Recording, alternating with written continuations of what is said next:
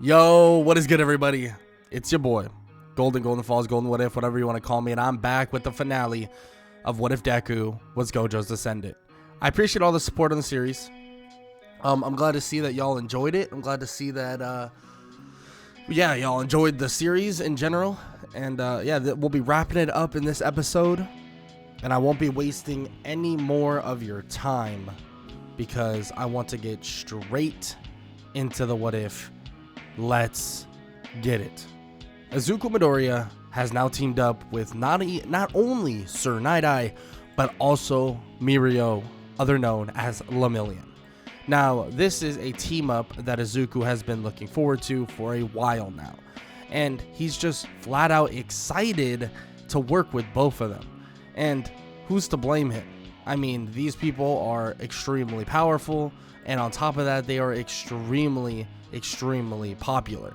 He knows of them from a long time ago, knowing of Lemillion and knowing of Sir Night-Eye, and just knowing what they represent.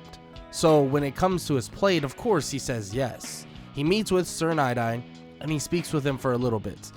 And when they speak, let's just say they talk about what needs to happen. Yes, All For One and the League of Villains may have been seized, and most, if not all of them, have been put away in prisons that won't be touched ever. But they also need to deal with some other people that are currently on the big overhead, and that's the Shia Hazaikai. The Shia Hazaikai are an issue, a giant issue.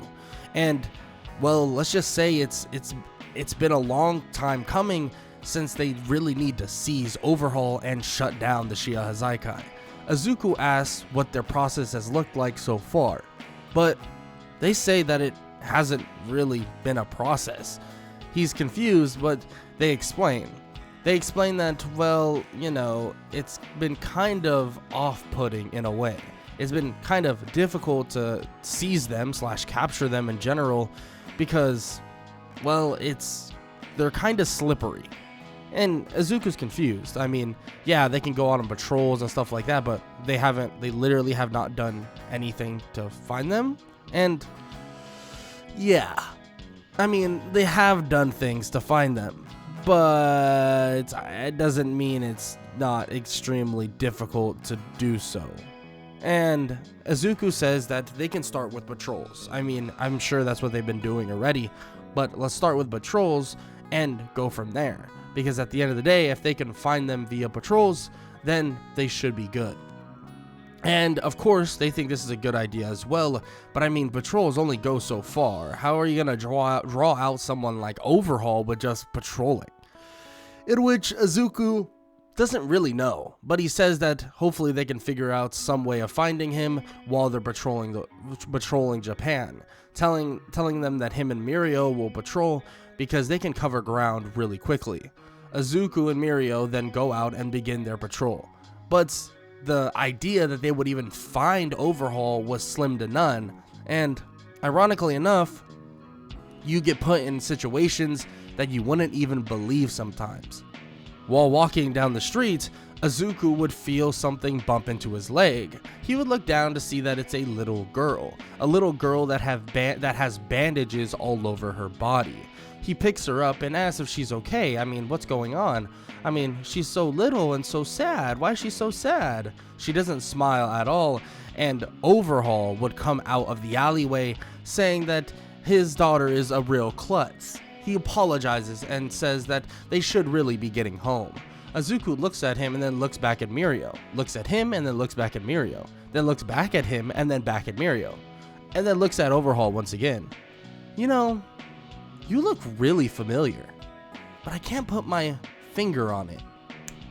He snaps one time and everything around them begins to change, as if it's becoming an infinite void.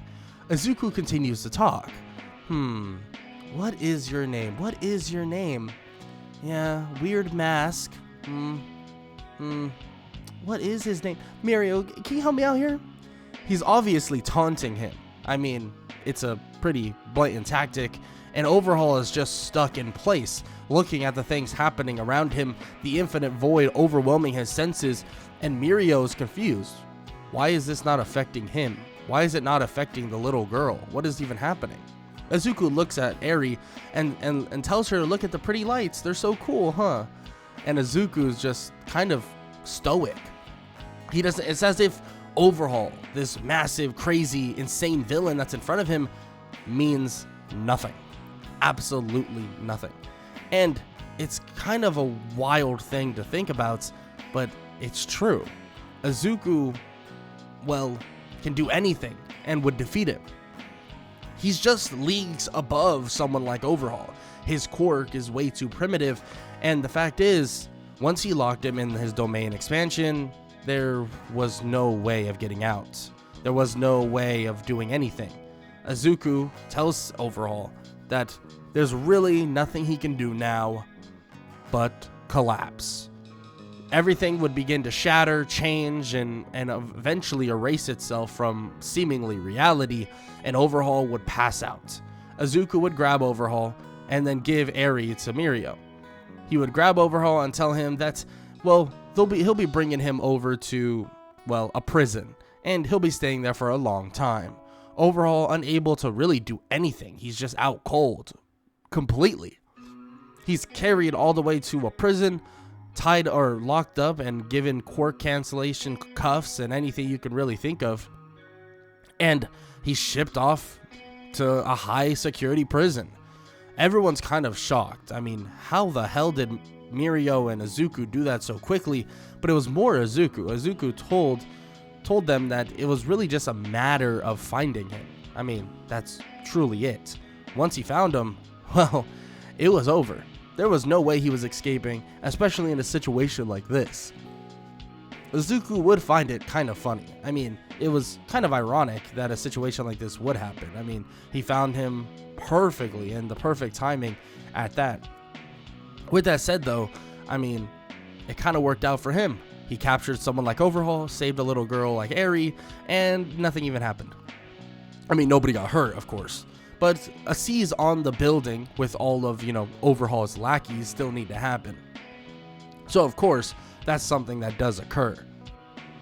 They absolutely kind of just walk through everything that was built up. I mean, we're talking about the Shiha Hazaikai without Overhaul. I mean, they're commendable, but they're not League of Villains level by any means, and they're taken down pretty swiftly. Izuku and everyone else takes them down, especially without the leadership of Overhaul. It's kind of difficult for them. The quirk erasing bullets are tried to be used, but that doesn't even work, because when they're shot at somebody, Izuku just steps in front of them, bouncing off infinity, and, well, it doesn't even matter. I mean, he has a literal protective bubble around him. I mean, no bullet's gonna hit him in general, but still, I mean, they try their best at least. But that is it.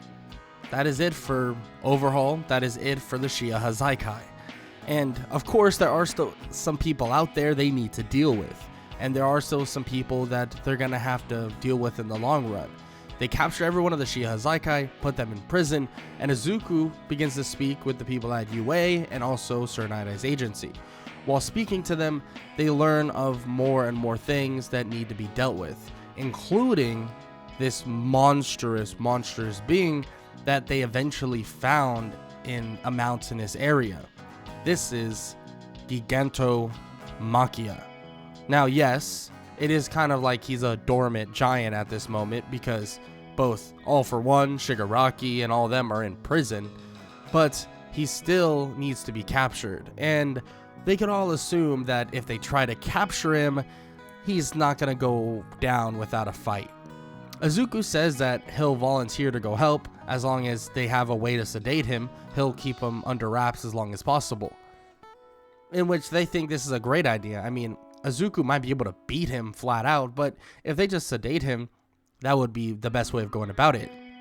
So all Izuku has to do is really just distract him for as long as possible. So they bring in a bit of a task force, including him, Midnight, and many others, so that they can more or less just sedate him, pin him down to the ground, and Midnight would be able to more or less put him to sleep. In which this does go pretty easily. He distracts Gigantomachia, fighting him, shooting him with certain blasts, and shooting him with certain techniques that he has. And he just continues to trap Gigantomachia in a different realm. But it doesn't really work that well. I mean, it is kind of like he's a brainless monster, but he tries to kind of revert his mind. But it's kind of difficult, especially because of some quirks that Gigantomachia has. It seems like he has some sort of quirk that is like basically a loyalty like of quirk. He can't really manipulate quirks like that. It doesn't really, or at least he doesn't know how to in the long grand scheme of things. But still, eventually he's able to stall out Gigantomachia, this giant monster, by just floating around and fighting him from long range. And eventually he would be put to rest, put to sleep, and they would be able to drag him off and put him in a high-grade facility. Now, everything seemed to be kind of at ease. I mean, they dealt with him, they dealt with, the League of Villains, they dealt with the Shiha Hazaikai. There's not much more for Izuku to really deal with. And on top of that, there's not much more for him to really do. He continues to work, of course, with the Sir Night-Eye. He continues to work with them and learn new things, train, and so on and so forth, even making a bit of a good friendship with Mirio. He believes that him and Mirio could be the next 1 and 2 hero. I mean, that's probably what's going to occur. He's seen the strength of Mirio and actually sparred with him a couple times, telling him to go all out, that he wants to see his true strength. And when in seeing this, he can tell that Mirio will be levels above almost everyone else. But of course, there is no getting levels above him. He kind of laughs about this, and he says, basically says like there's no way that he'll be able to output him and be better than him, but still, I mean, it's worth a shot. I mean, he can try his best, and he'll commend him for it. Izuku kind of laughs about this, but still, I mean, there's nothing else that he'll need to really do, and frankly, he's happy to have someone like Mirio that he can work with, spar with, and so on and so forth. And, well, there's not much to be said other than that. They continue to work together and try to neutralize any villain groups they possibly can find, but eventually they do hear of another villain group, a pretty coordinated villain group. And after they get information about where this villain group is, there's a bit of approach that they want to take to find where they are, and also, well, to take them down. Now, here's the thing. They are kind of on their own at this moment. Maybe to them, they feel that everything seems to be going their way, seems to be going pretty well. The Meta Liberation Army seems to be actually pretty well and pretty good. There's a lot of people in one town, an isolated town, and they soon will arise once again. But after Night-Eye and many others get information on this, Izuku sees this to be a great opportunity, and to see if UA would allow not only him, but his entire class, and maybe even Class 1B, to go handle this issue. Now, of course, Izuku would love to do something like this, but there's a couple things that need to happen beforehand, in which they do their whole little Class 1B versus Class 1A type of tournament style. But I'm not gonna have to undercut this. Izuku would absolutely dominate in any fashion of this thing, in any fashion of anything. For one, there's no way Izuku will lose in a state like this unless he decides he wants to lose on purpose. Now, he won't do that because he wants to make sure his class wins. I mean, he's a competitive person. So he'll teach them a bit of a lesson, but other than that, I mean, he'll make sure to win. And once Class 1A wins, he speaks with not only Aizawa, but also the principal Nezu about allowing them to more or less try and seize these villains. These villains are known as the Meta Liberation Army. Now, they would like to kind of go out and stop them entirely, because then all of the villain groups that they know of in Japan, well, they'll be shut down, and they'll be shut down for good. Izuku would listen as Nezu and Aizawa would explain further what they want them to do, and eventually you would see Class 1A and Izuku floating above, ready to invade the city, ready to take down all the villains that are up ahead. They would begin to merge on the city, and let's just say this would be a fight that was challenging for those of Class 1A. But the progression that they've seen with both Todoroki, with Bakugo, and many others, this would make it far easier than you would expect. Izuku would immediately go for the main honcho, the main guy that would be leading everything, Redestro. And Izuku was looking forward to this. He was wondering if maybe, just maybe, that he'll get a good fight out of him, a great fight. And let's just say the great fight that he wanted so badly was not really something he was going to get, because he would take down Redestro relatively easily. Even Redestro himself would know who Izuku is. He wouldn't be scared, but he would definitely be on the back foot the majority of the time. He would strike and he would try to stop Izuku, but there was no stopping him. There was not a single thing that would stop Izuku from defeating this so-called leader of the Liberation Front. He would knock him out, and even with Redestro's 100% of his stress meta ability, he doesn't allow Redestro to even take another inch, not another step. He'd be taken down, and it would look as if everything was going according to plan. Izuku took down the main leader, and he turns around to see that some of his own classmates are converging on the area, assumingly meaning that everybody else was defeated. The entirety of Class 1A has taken down, well, the Meta Liberation Army. The League of Villains have fallen. All for One is in prison, and the Shiha Hazaikai has been put to rest. It seems that Japan is now free from militia, free from villain groups, and free from many things alike, which is perfect for those who truly wanted to help. Izuku has helped this world more than you could possibly imagine, and he's done things that nobody would even believe to be possible.